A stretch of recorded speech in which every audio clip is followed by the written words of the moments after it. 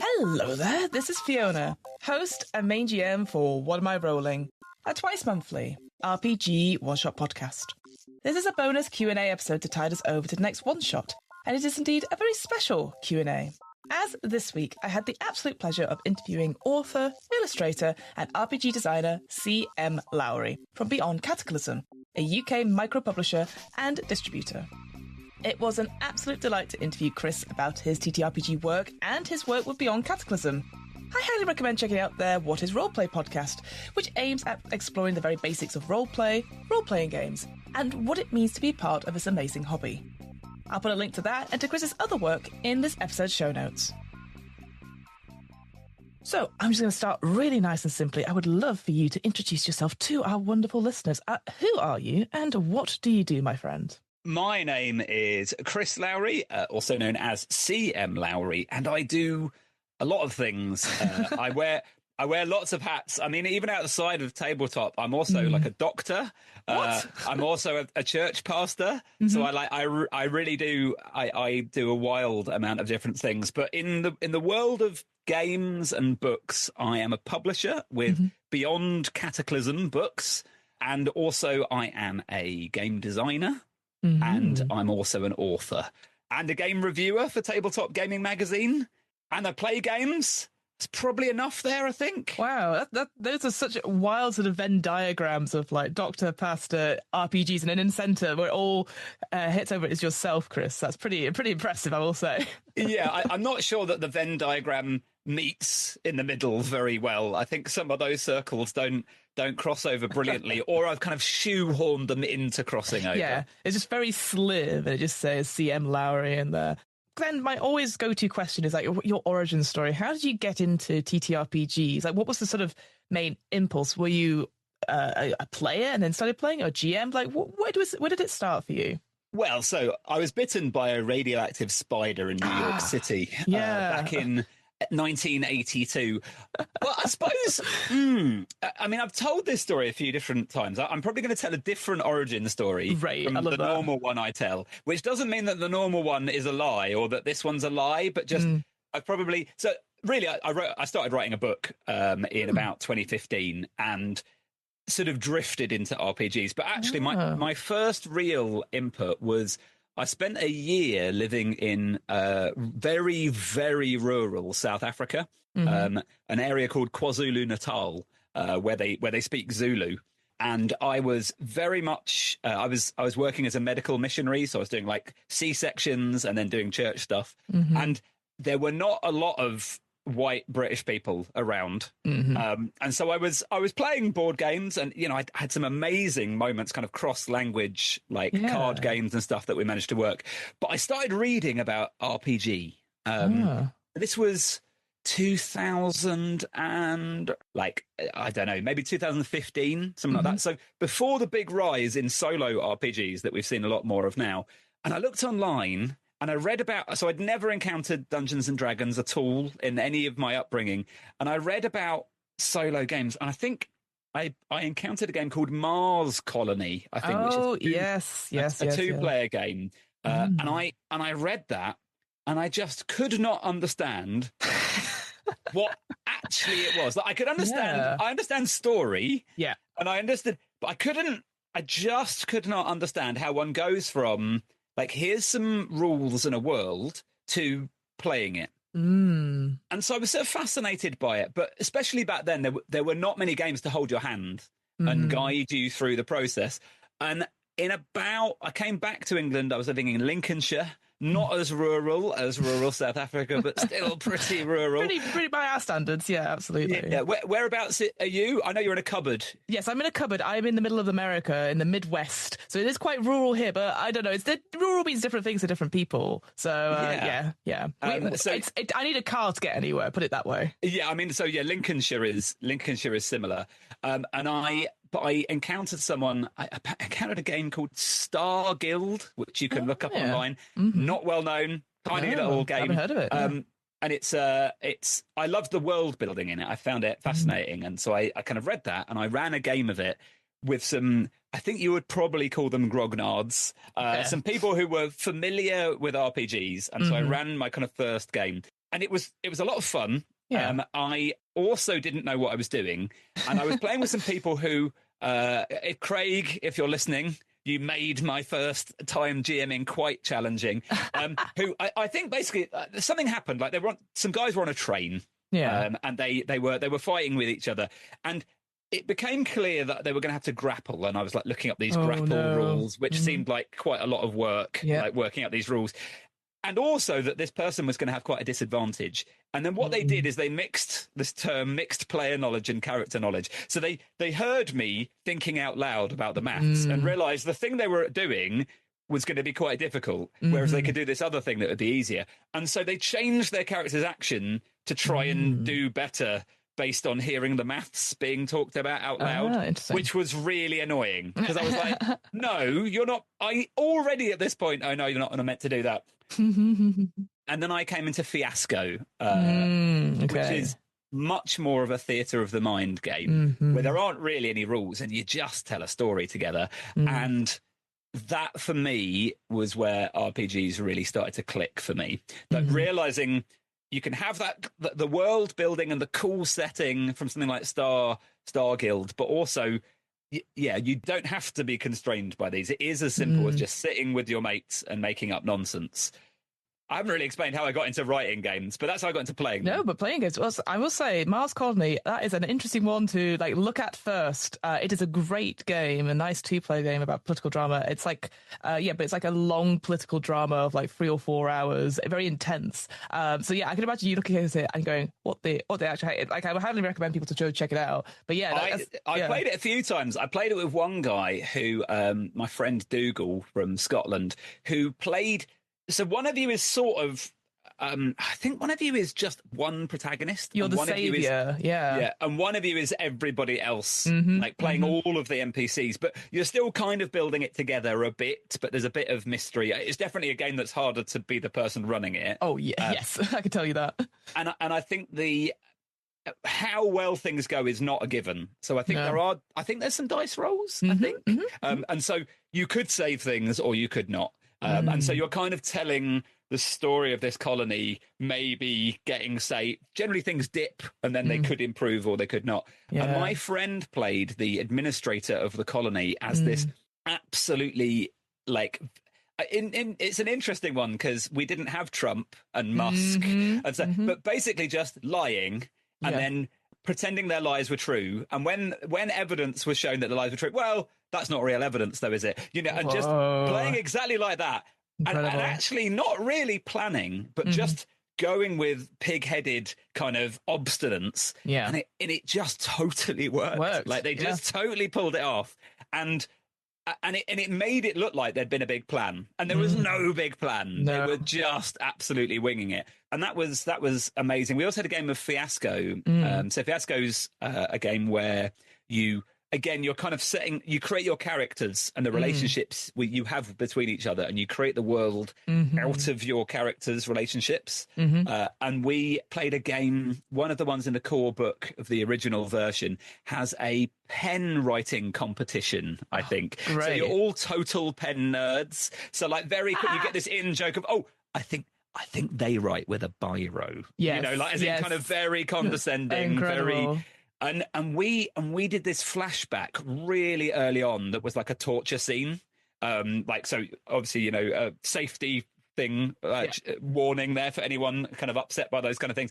But there was this torture scene that was very dramatic, very intense. But we had no setup or plan for how we went from these 3 characters to these 3 characters. And now one of them's being tortured by the other 2 to give some evidence. And they kind of said, okay, I'll tell you, it was this person. And we didn't know why we had nothing. And then what happened over the next hour was all the threads sort of appeared as if we'd planned it and plotted it. And it was perfect. And you couldn't have, it was like it had been written, except that it magically came together on the fly. And I've run Fiasco a number of times and it's never not worked. Yeah. And I always feel a bit anxious like it won't work.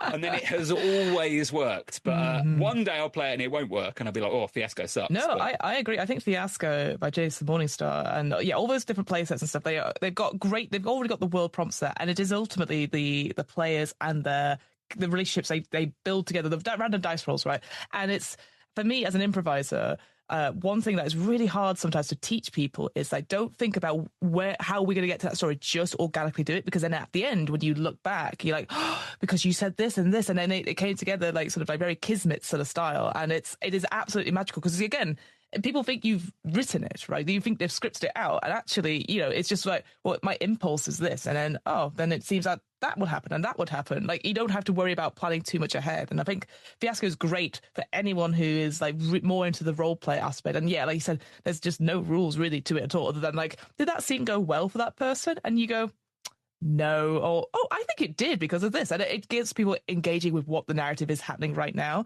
not looking at your character sheets or not thinking about like your stomach perhaps, or like your phone or anything like that, because you're like especially these scenes are usually quite short, like 5 or 6 minutes, so like perfect improv scenes on that as well. And there could be a great bit of character development as well, because at the end of each scene you either get to set up the scene or you get to end the scene as the kind of main protagonist. You take it in turns, and you can either be like, okay, I'm going to set things up but I don't know how it ends, or I get to choose how it ends.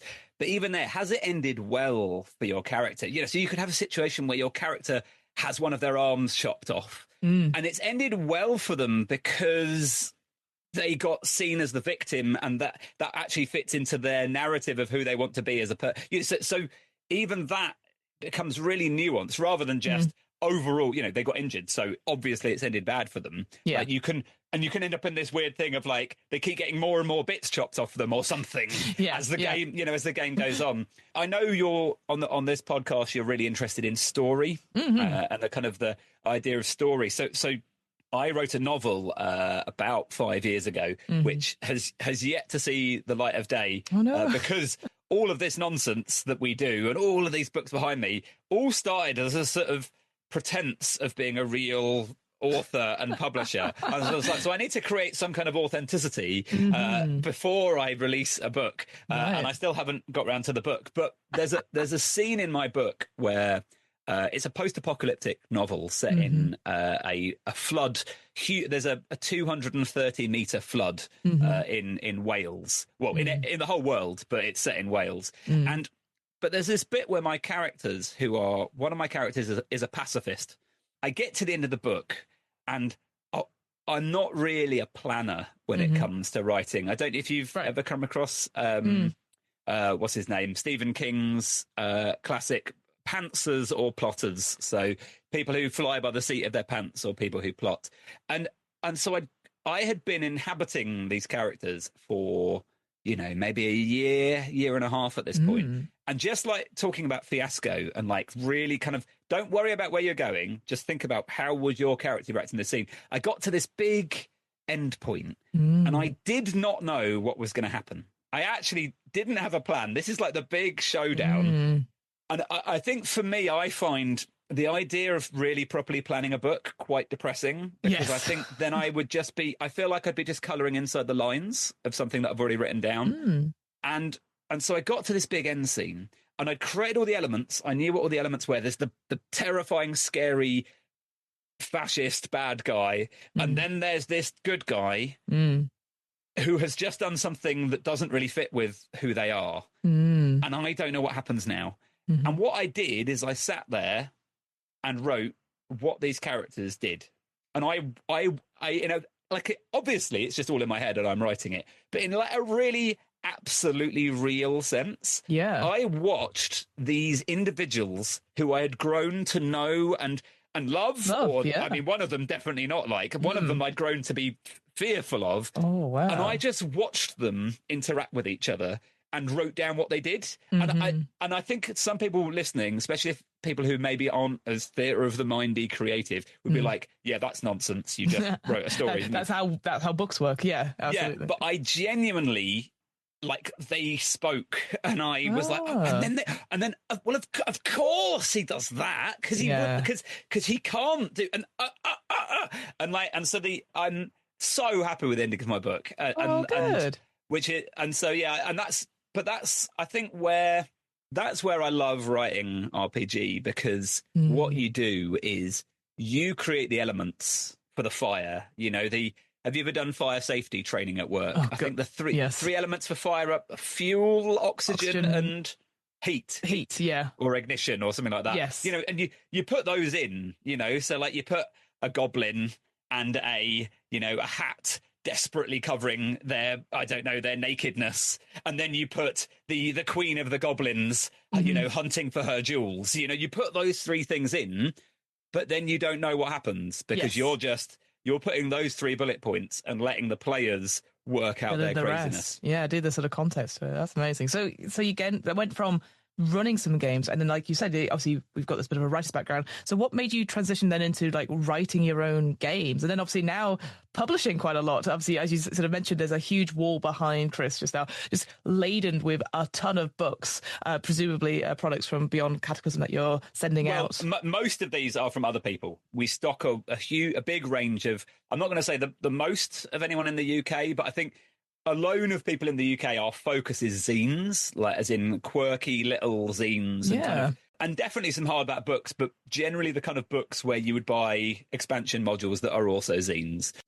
So I decided I wanted to be a proper author, and then I thought, that's why I'm C.M. Lowry, because there is a Chris Lowry out there writing sci-fi and being much more successful than me. Curses.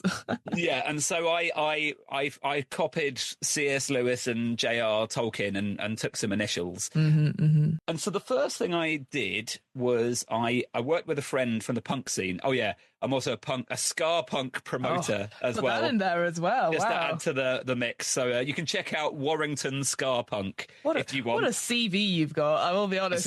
It's a weird CV. It's too much as well. Not at all. It's a bit overwhelming for people. We did a book of punk tour stories called Paper Cuts. Yeah, grab a copy.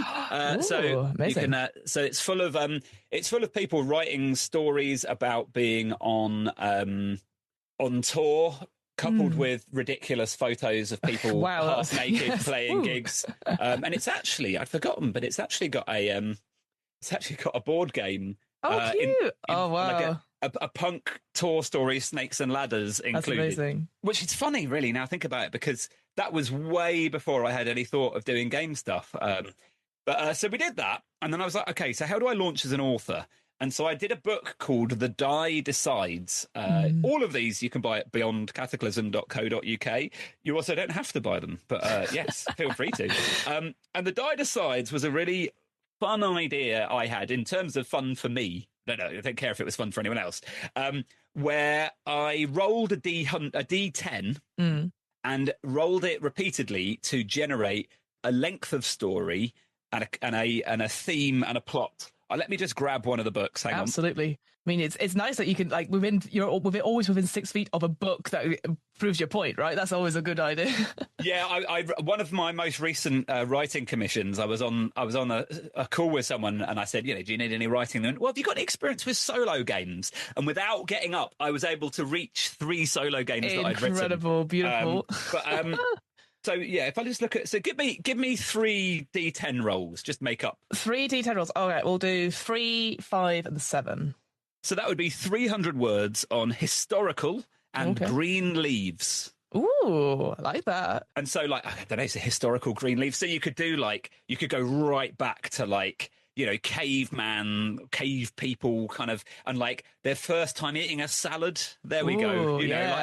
Like the kind of, like not enjoying a salad because they've just made it out of like grass and bits of oak leaf or something. But, and then, so you've only got 300 words. So it's what I discovered. There's a real, I really fell in love with the idea of kind of flash fiction, microfiction during that time, because 300 is such an interesting length, because you've got enough time, because you need to set the scene. Like we've got, I don't know what we've got.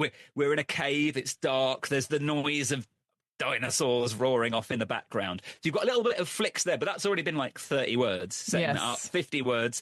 And then you've got Ugg, our main character, saying, me hungry. And Thug says, me hungry too. So you then creating some characters. Yeah. But now we've already had like 100 words, and we've got 200 words to do a story. Yes, absolutely. And so the book's got and that was kind of my first step into illustration and layout to the degree that I'd always done punk zines and stuff, so I had some background with layout, but and so each story's individually illustrated. So this is 200 words of the perfect crime, of crime and mastery, or like what have we got? 400 mystery and surprise, and it's revelations in the saloon car. Ooh, cool. And so it's a bit of a kind of Agatha Christie whodunit kind of thing. And so I only had 400 words, so I just did the big reveal at the end of the book of like, well, you might think it was me, but I know that you were in the kitchen with the scullery maid or whatever.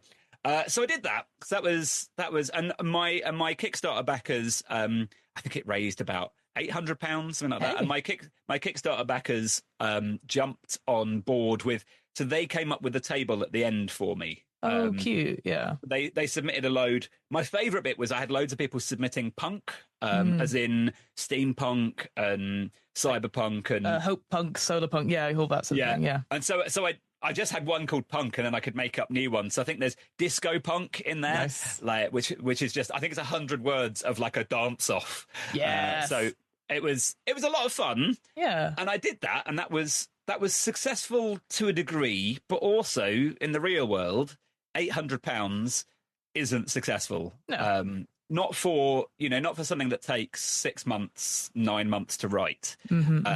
It was a chunk of my life. I enjoyed it. We still sell copies of it, so it does well, and it put me out there as someone who exists as a proper writer. But so I did that, and I was like, am I ready to do a novel yet? I feel like I'm not sure. And so then I think I encountered Morkborg, which you can see yellow. I was going to say, there's a lot of yellow behind you. I wonder what that is. Yeah. And so I encountered Morkborg, and that it's a very rules light system. So it's a system that really doesn't demand much of the players or anyone to learn rules. It's I regularly at stalls at conventions, I regularly teach it to people just sort of on the fly. Like basically you roll a dice and then you make up what you do with that number, really. And so I had the idea of Tyrannosaur Inside, which is a giant T-Rex lands in the village, and everything inside is more T-Rexes. So it's very stupid, basically. And so that was my first step into kind of illustration and Morkborg style layout. But that raised £1,200. Right. And then my next project I did after that, which is called Lucky for None and uses a D13. And I'd be very up for coming on the show and running a game of Lucky for None at some point. It's a good, stupid one-shot game. Yeah, for sure. But that raised £2,500. And so what I was seeing was, and like Lucky for None, I'd already written I wrote it in like a weekend based on a kind of a silly idea. And so I had 9 months of work, £800, or a weekend of work, £2,500. And so at some point you kind of have to go where the money is without being horribly pragmatic about it. No, sadly it is a thing, right? You gotta be like, if I want to continue doing this, I have to go for the things that will capture people's imaginations and stuff. So yeah, I hear that. And so our next project that we'd worked on for a long time was another serious project, or as serious as we ever get. So basically stupid again, which is called ISBN Coffee. I will grab a copy of it. There you go, grab it. Yeah. So this is ISBN Coffee. And it's the idea of it was a bag of coffee with its own ISBN number, which is the International Standard Book number that you get printed on the back of books. You're not allowed to put that on a bag of coffee because it's only for books. Like so then what we did is a companion book, and really the whole gimmick was about a companion book, not about. So we we sell the coffee and we sell the book. That's great. Together. Love and that. it's an anthology of different stories, art. There's journaling, role play games involving coffee. There's I don't know if you've ever played the board game Go. Oh, yes. Yes. So this is a Go-inspired game that uses, it's called Furan, and it uses coffee. It's, what's it called? Asymmetric. So one of you starts here, yes, at the top right in corner, the corner, and tries to capture the corner, and then you see who does it quickest, and then you swap over and play the other way around. Cute. Cool. And so, there's loads of stuff like that. And that that raised. We put 2 years into gathering submissions. We went on podcasts. We did, and that's it's the Venn diagram of people who like coffee, yeah, people who like books, and it's really pretty and minimalist and like great. And I think it's a great idea, and it's one of the things we are most proud of. And that after the stupid game that had raised $2,500, that raised £800 after loads of work promoting it. I was going to say that felt to me like I instantly was like, I should get a copy for that for my partner because he's a big coffee fiend, and I'm just like wait, what? And it sells itself at conventions. People walk up and say, I want a copy of that, like as in, but just literally we talk about Venn diagrams at the beginning, and. Hey heroes, it's James, and One Shot is going to be at Gen Con 2025. And we've got events that you can book tickets to. On Friday at 10 a.m., we have the Ultimate RPG World Building panel with myself, Jeff, and John. On Friday at 11 a.m., we have a live play of Cosmic Century Nights with, again, myself, Jeff, John, and a special guest. Friday at 1 p.m., we have System Mastery Live. That's going to be with Jeff and John, and hey, guess what? Me, a special guest. Then Friday at 8 p.m., we have our RPG game show Netflix and Kill, where we match you up with monsters from various monster manuals. And Friday at 9 p.m., we have a live performance of Oh Captain, My Captain, starring again myself, Jeff and John, and Dylan Appelian. Saturday at 3 p.m., we have the Skyjacks live show. That's going to have me, Nathan Blades, and very likely Tyler Davis, and probably Johnny O'Mara, but not Liz Anderson. Then Saturday at 8:30 p.m., we have the Ultimate RPG Dungeon Meister Pub Trivia Show, where Jeff, John, and I are going to be doing RPG trivia with tons of prizes from our publishing catalogs. All of that is bookable through the Gen Con website. I am so excited to see all of you in 2025. Yeah, and so then annoyed with that, I did a stupid RPG called Forborg, which takes Morkborg and makes it so you run it just with exploding D4s. Oh, yeah. So you just have a fistful of D4s and you throw them, and any 4s you get to roll more dice. And it was, the whole thing was written sarcastically, so it's like finally getting rid of the bloated, rules-dense nonsense that is Morkborg and replacing it with something that's actually easy to run. And the joke is it's much more complicated to run than I was going to Morkborg. say, absolutely. And that was that I just put a stupid sarcastic thing on. I put no promo time in, nothing, and that raised $2,500. And so from that point, we were like, for now at least, we need to prioritize the thing that's. And so then our last projects were Mork.org, which resets Morkborg in a boring office environment. So the person at the desk next to you is just a skeleton that's been chained there. But the real horror is that your boss comes to you and says, I notice you were 2 minutes late to work today. I will be deducting £7 from your paycheck this month. God, brutal. Yeah, exactly. So that, and it's not about money, and it's not really about success either, but also if you make really cool things and then no one buys them and no one sees them, as in I'm not mercenary about this stuff. We love making cool stuff, but also making a cool thing and 1,000 people buy it, or making a cool thing and 100 people buy it. Like, there's a thing, isn't there? Yeah, it's kind of interesting. Like, yeah, for me, I know obviously Morkborg is such a big thing, but it is interesting how like. That's why probably a lot of people think about like, well, I'm going to make something. Oh, it has to be D&D 5th edition because more people will get it, rather than your own thing because it might not. As you said, they're being pragmatic about it. So that's why, again, I know like Free League, for example, they'll have their own system, but they'll also do a 5th edition version. And you just, in my head, I'm like, why are you doing that? And it's because, it gets more reach, more likely to succeed. And so, yeah, it's kind of interesting. Like for me, as soon as you mentioned the coffee thing, I was like, yeah, absolutely. But yeah, people, maybe right now the zeitgeist is that people want those silly, fun games and like, oh yeah, sure. And yeah, it's so interesting that, like you said, you put in all this work and effort to then none at all. And it's sometimes it just feels really hit and miss. Yeah, it is hit and miss, and it is impossible to guess. There's a game on Kickstarter at the moment called Midnight, it's on Backer Kit. It's called Midnight Muscadines, a cozy, dark RPG of magical jams, and it looks absolutely gorgeous, and I was confident it was going to completely explode, and it's done. I mean, it's raised $50,000, which is good, but actually in the scale of these things,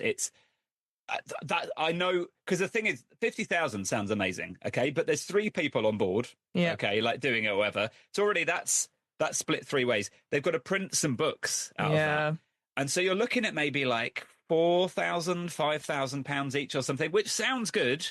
And then it's doing it over 6 months, and then you're like, oh, so that's like $800 a month, and then how much is a mortgage or how much is rent? It instantly just disappears, doesn't it? Yeah, absolutely. And so our last game, I've talked. I just feel like I've talked about money a lot, and it's really not about money. But like our last game is Solo Borg. That's our most recent one, and that did $110,000. So that was awesome.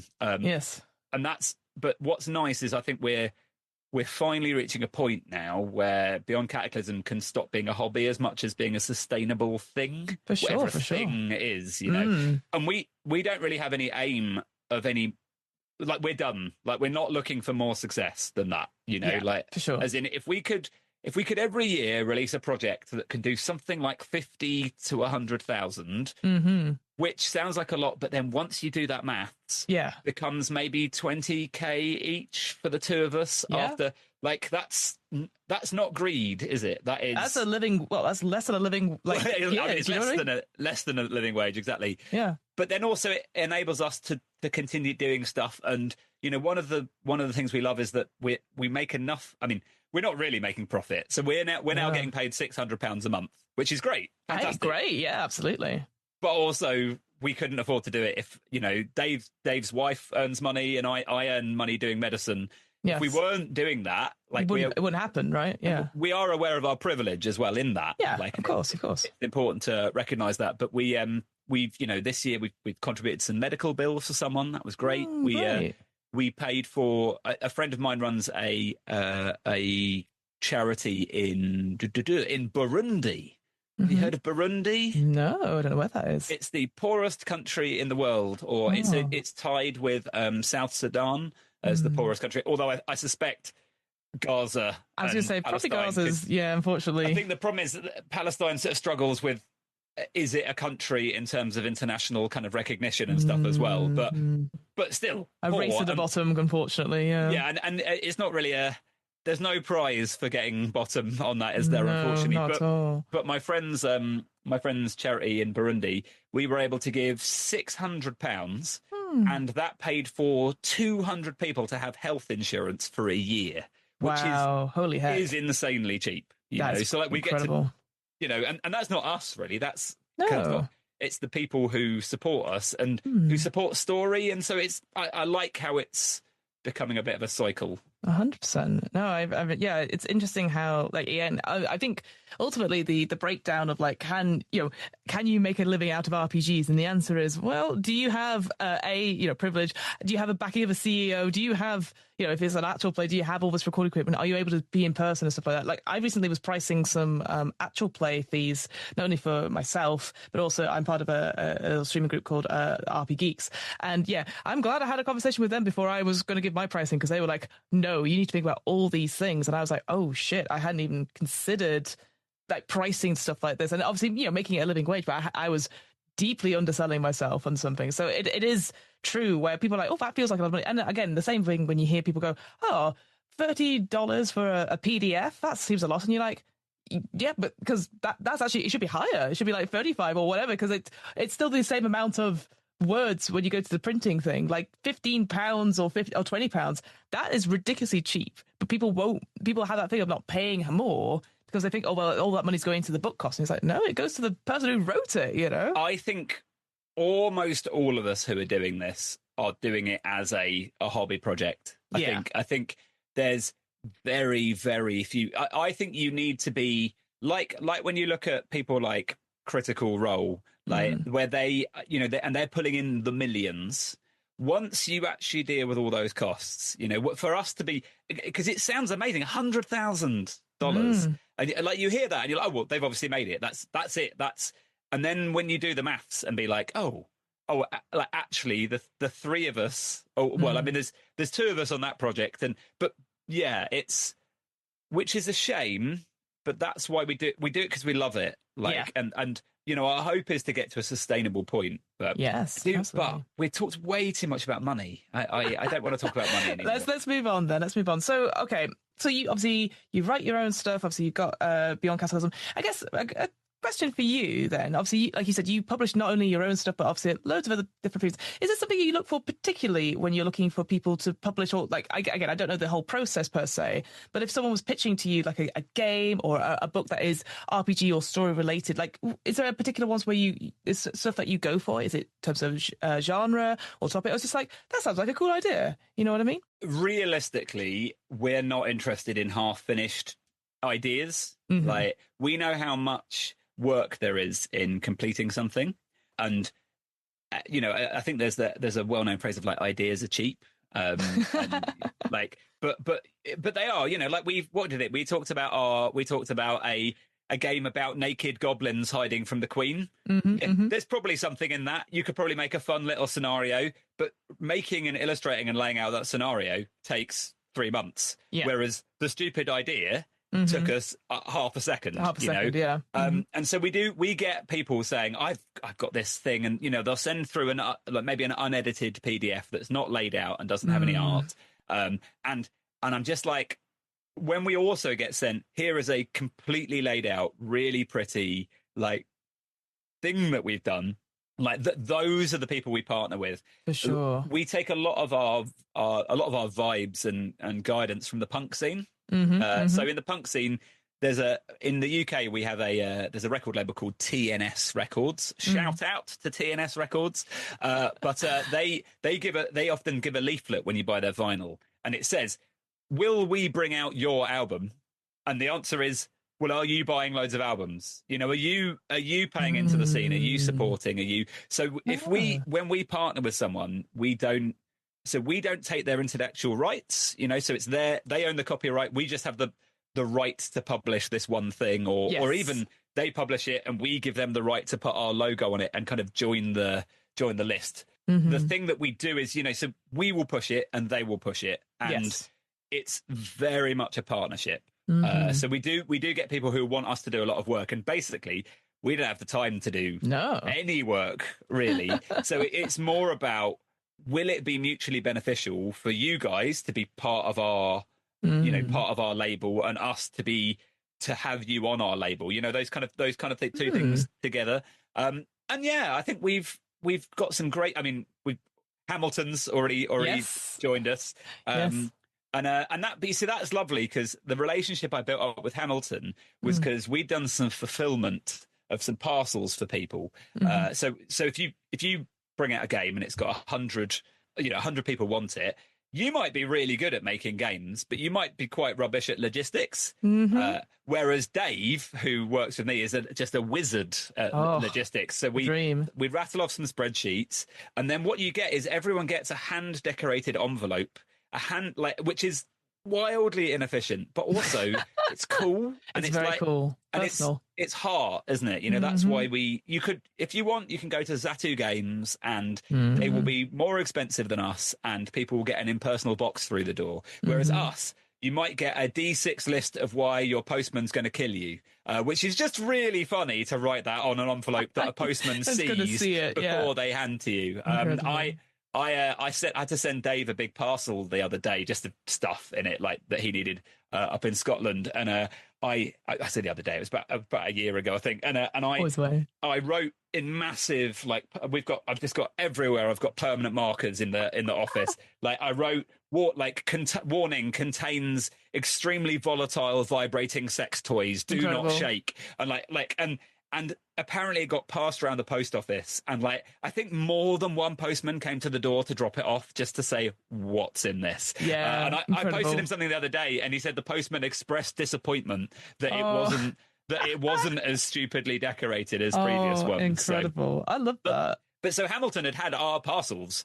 So there was already an authenticity to relationship with us from that. And so Hamilton, so those kind of things are a joy, really. And I suppose the other thing I would say is that AI sucks really, really badly, and we really, really hate it. I think we're growing to hate it more and more, and we're more and more there's concerned, but there's just also sad. You know, I do a lot of work with teenagers, and I just think they're growing into a world where it's normal, and there's not a critical thinking. Like for us, we've had no AI, and then AI's come along, and so you can see the inhumanity in it. But I was working with someone, and they'd just written their whole university personal statement just on ChatGPT, just written it all for them. And I was like, this is the thing that's meant to identify you as a human worthy of a special attention. But also, you're going to be competing with loads of people writing perfect ones on ChatGPT. So it might be the right approach to write. Like your quality of writing will probably, I don't know what the answer is. And so if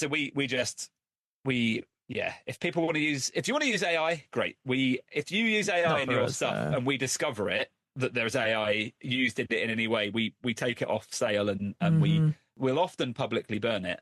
There's only been one person that we've like had any kind of public discourse with about it, and actually shout out to them. They have redone all of those books with non-AI, which is such an investment in that. It was more that they'd done it at the beginning of AI, where it seemed like a bit of an artistic kind of exploration.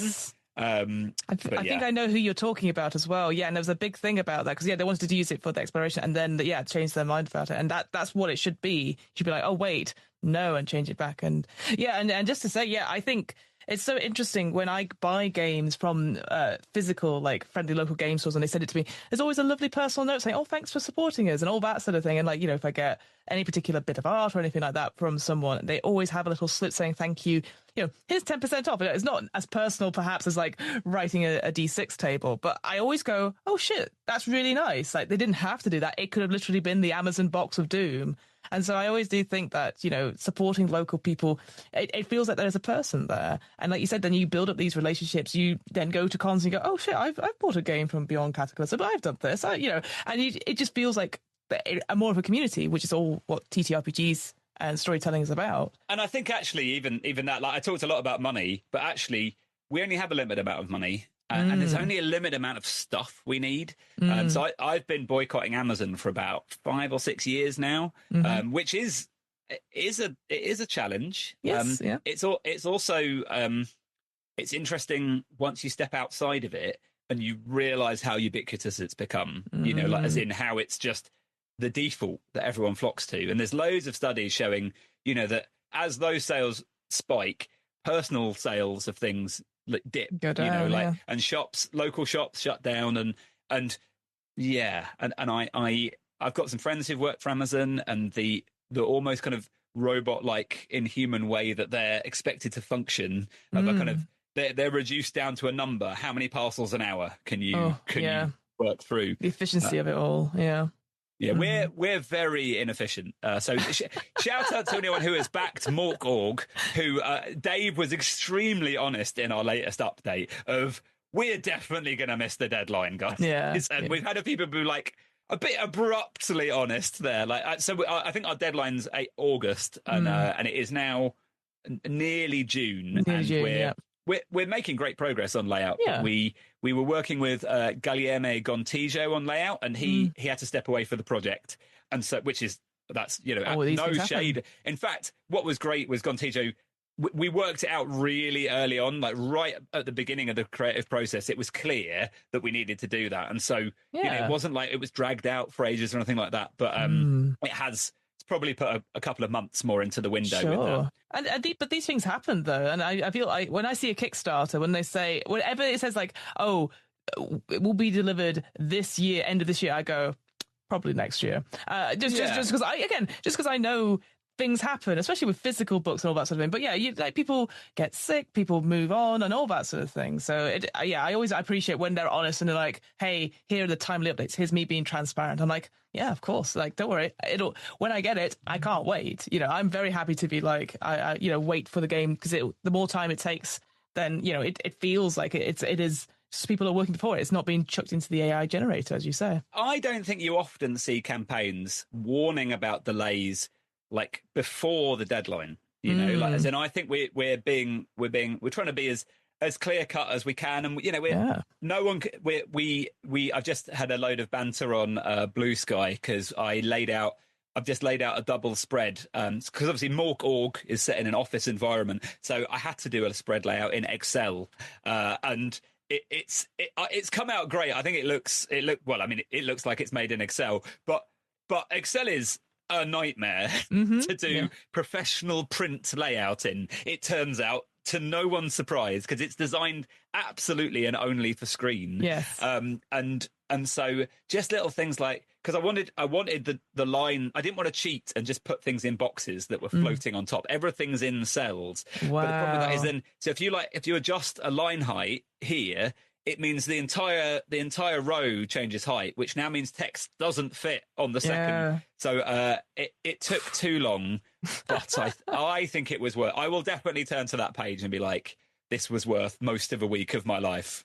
You sort of talked about a little bit of like the positives and negatives and stuff. Is there something that you really love about whether it's creating your own games or the sort of the publishing side of it? It's something that you really love about it. Like you get very excited for when it happens, sort of thing. And like that's one thing you always look forward to. I think it is that moment when, in any game, when you settle into making the world your own. Like, and that's any game. Like even really, really nailed down games, like Dungeons and Dragons or something where maybe, there's thick books of lore but there's still the moment, Lord of the Rings is a good example. I haven't played I keep meaning to play the One Ring. The One Ring. But even that, like, we know what Lord of the Rings is. Like, you could play as Frodo if you wanted. Yeah. And you're still now playing something different. Like you are creating a world together. And I don't think that I know of an experience that's quite like that. I do think one of the challenges with RPG is you don't always click with your group. I think I play a lot of board games, and board games are great because you shove some people in a room with the game. They're basically going to have fun because there's rules of how the game works. Yes. So if you follow those rules and the game is a good game, then you're going to have fun. Yeah. The challenge with RPG, if you don't, you are participating in something mystical or spiritual or whatever in some way. As it's there's a blending there that if that doesn't work well, it doesn't work. But when it works well, it's great, isn't it? Yeah, when you're vibing off each other, or just, and depend, if you're not playing something silly and you're just playing something real, if we land on a planet, and you look around and you smell the air, and it's there's a damp, cloying kind of nature to the air. What is that? What is it that you feel growing beneath your feet? And why are you barefoot? You've just stepped on a new planet, like straight away there's just engaged that we're in another world. The thing that started me on writing a novel, I was working as a doctor, not enjoying being a doctor. I still work as a doctor and still don't really enjoy being a doctor. But I was doing kind of more of a 9 to 5, doing that every day. And then at my lunch times, I was going and sitting in a cafe and just making a new world. And I just felt like I was doing what God had made me to do. Like as in my purpose of creation was there. And so everything we've done since then, whether or not it's making something silly occur in Excel, or whether or not it's being more serious about, how do my characters act in this tense situation, there's something beautiful and whole, and something where I find who I am as a human a little bit more. I love that. And I completely agree with you with the analogy of the board game stuff, because I am the same thing. Is that you could force people to play a board game and it could be rubbish, and then you go, cool, I'll never have to play that again. What an experience. But there is something about the player investment in a role-playing game which I do think, like, even though we're a one session, one shot try to be, you need 2 or 3 sessions to get the full extent of stuff.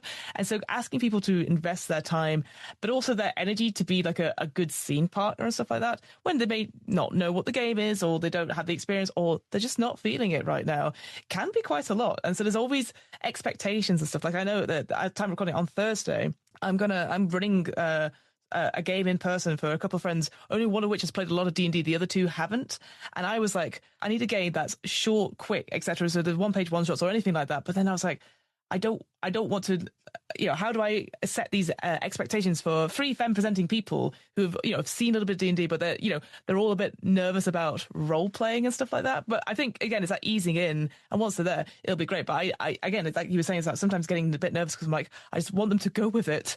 And I promise they'll have fun, because you never know, right? You never know when you're playing role playing games, how it's going to go until the end. And that's kind of like the joy of it. But you need to you get out what you put in. You need to put yourself in there. And if it's rubbish, then you're like, God, you never guessed the game I played. It was dreadful. And it's the something that you dine out on as a thing, right? So I'm always a big fan of that. But that is the shame. The sad downside of RPG is if I don't have a great time playing a game, like a board game, tabletop game, it's because the game's not very good. Whereas the sad reality is that some of the games I've had of RPG that haven't been very good, like I had one not that long ago, and I just thought the GM was just forcing us into boxes, and it just didn't really click. But that was an evening and 3 hours, and we could have played a board game and definitely had fun.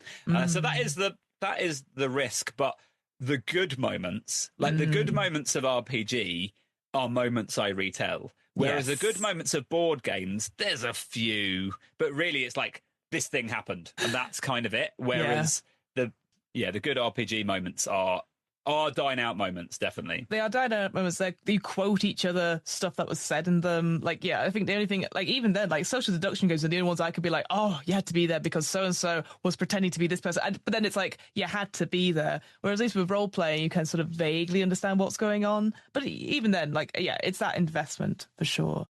Yeah, Chris, thank you so much. We could talk clearly for hours about stuff that's just sort of flown by. I guess my penultimate question before I ask, where we can find you on the socials and all that sort of thing is basically, what's your big tip or big piece of advice to somebody who was going to run a game from Beyond Cataclysm, whether it's one of your games or any of the ones that you publish? I guess, is there something that you go, if you like our games, here's one thing you should know about if you're about to facilitate it? I think most of the games we make is don't be particularly attached to your character, because they're probably going to die in an amusing way quite quickly. Hold on lightly, yes. Yeah, we had someone review. So Lucky for None is it's the game I would point people to, because it's silly and stupid, and you create a one-dimensional character and then you laugh as they die and then you pick someone up new. There are GM tips in the book. I would read the GM tips and follow them. We had someone review the game for Tabletop Gaming Magazine who tried to turn this game where your character has more space on their character sheet for how they die than for what their name is, who decided to try and turn it into a long-term campaign game where the characters can't really die.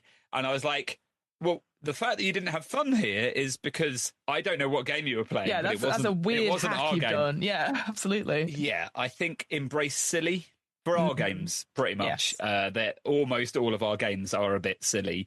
And I think maybe go a bit over the top.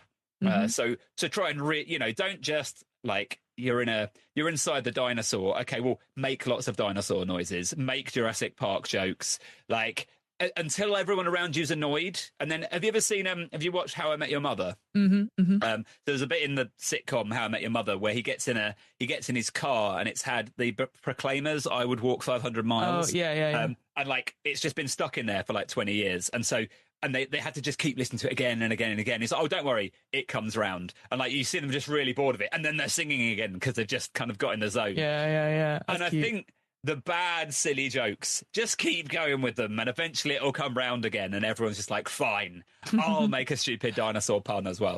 I'll do it, yes, and then, you get the silliness on that. Oh, amazing. Chris, thank you so much for coming on What Am I Rolling? Tell the listeners where we could find you on socials, where can we find your books, and if there's anything you particularly want to promote, now's your chance to. If you want to know more about the stuff we do beyond Cataclysm, cleverly chosen, so it's hard to spell. Yep. That's what you want for promotion. But find us on Blue Sky or beyondcataclysm.co.uk. We post internationally. I would say if you want one of our more kind of serious proper games, look up Mork.org, MORKORG. You can still pre-order that on Kickstarter or Soloborg. Both of those are big. There'll be serious proper books that also aren't serious and are stupid. But so those are both pre-orderable. My most recent thing that I've done that came out a couple of months ago is Bloody and Alone in Appalachia, which is a solo Texas Chainsaw Massacre style game where you get stuck in a backwoods town and encounter various monsters, and it uses a Jenga tower, a deck of cards, and yourself. And I'd recommend, if you've never played an RPG before, get it, sit with a friend, and then even though it's a solo game, you can play solo games together, and you don't even need to write anything down, and just get the first prompt. You know, I've got one here. Let me give you a prompt. Yeah, please. I'd love that. Let's have a look. So you've turned up in the town. You find a pack of cigarettes unopened on the side of the road. You quit years ago. Do you light one up? How do you feel? Nice. So take that prompt, chat it through together. Well, is our character a smoker? Were they a smoker? Do they have one or actually, do they not have it because it makes them feel sad because Grandad used to smoke that exact brand? And straight away, we've got some sadness. We've got a bit of background. We've got a bit of history.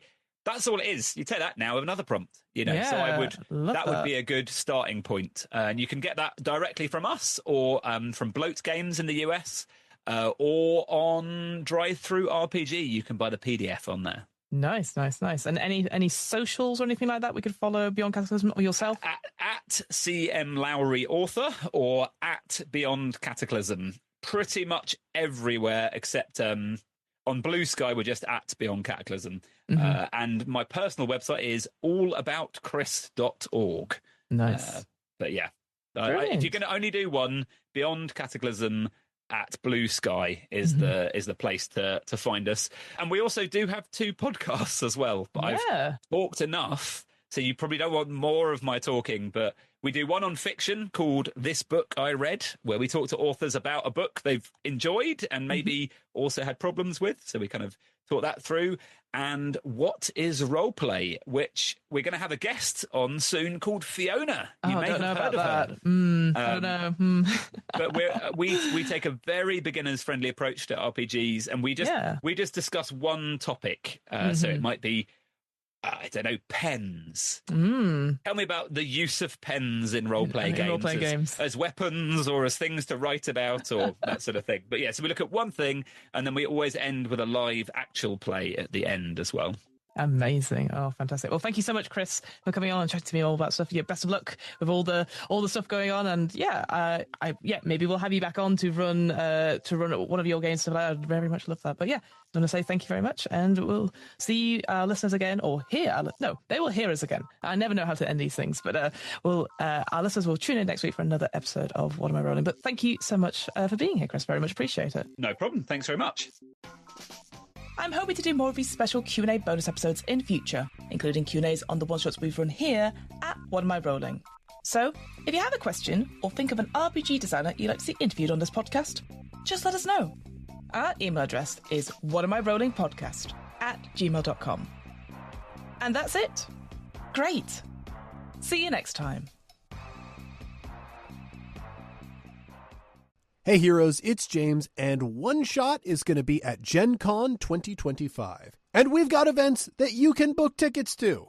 On Friday at 10 a.m., we have the Ultimate RPG World Building panel with myself, Jeff, and John. On Friday at 11 a.m., we have a live play of Cosmic Century Nights with, again, myself, Jeff, John, and a special guest. Friday at 1 p.m., we have System Mastery Live. That's going to be with Jeff and John, and hey, guess what? Me, a special guest. Then Friday at 8 p.m., we have our RPG game show Netflix and Kill, where we match you up with monsters from various monster manuals. And Friday at 9 p.m., we have a live performance of Oh Captain, My Captain, starring again myself, Jeff and John, and Dylan Appelian.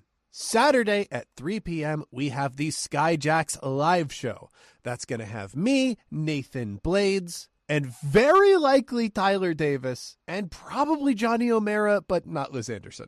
Then Saturday at 8:30 p.m., we have the Ultimate RPG Dungeon Meister Pub Trivia Show, where Jeff, John, and I are going to be doing RPG trivia with tons of prizes from our publishing catalogs. All of that is bookable through the Gen Con website. I am so excited to see all of you in 2025.